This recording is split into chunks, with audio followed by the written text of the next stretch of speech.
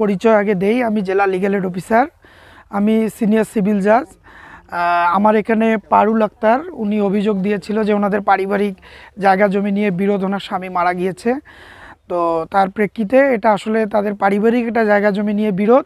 আমি তাদেরকে নিয়ে প্রথমে বসি সমাধান করার জন্য। আমি দুই পক্ষকেই ধন্যবাদ দিব যে দুই পক্ষেই ভালো। ওনারা আসলে দুই পক্ষের কোনো এক পক্ষ যদি সহযোগিতা না করে সমস্যা কোনোভাবেই সমাধান করা সম্ভব নয়।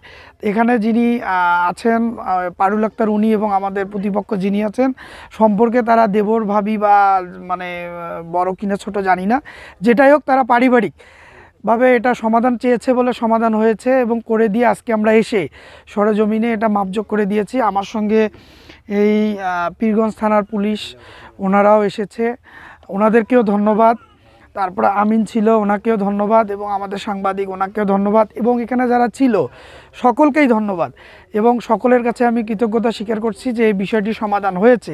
এবং সর্বশেষ আমি অনুরোধ করব এই দুইজনকেই, মানে ওনারা দেবর ভাবি বা যেটাই হোক না কেন, ওনাদের যেহেতু পারিবারিক বিরোধ, এই বিষয়টি যেহেতু সমাধান হলো, আমার প্রতি শ্রদ্ধা জ্ঞাপন করে তারা যেন বিষয়টি নিয়ে আর কোনোভাবেই কোনো ঝগড়া ফ্যাসাদে না লিপ্ত হয়।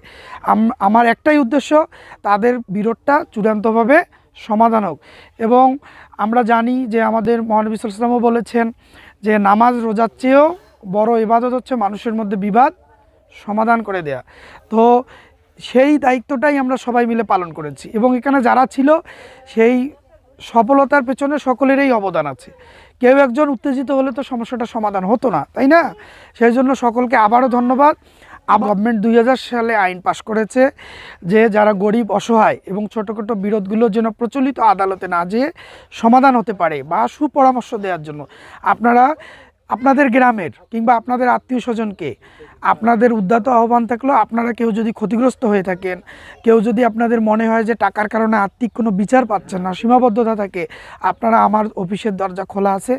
আমি আমার জ্ঞান এবং আমি আমার দায়িত্ব অনুযায়ী যতটুকু আছে আমি আপনাদের সেবা দেওয়ার জন্য সর্বোচ্চ চেষ্টা করব।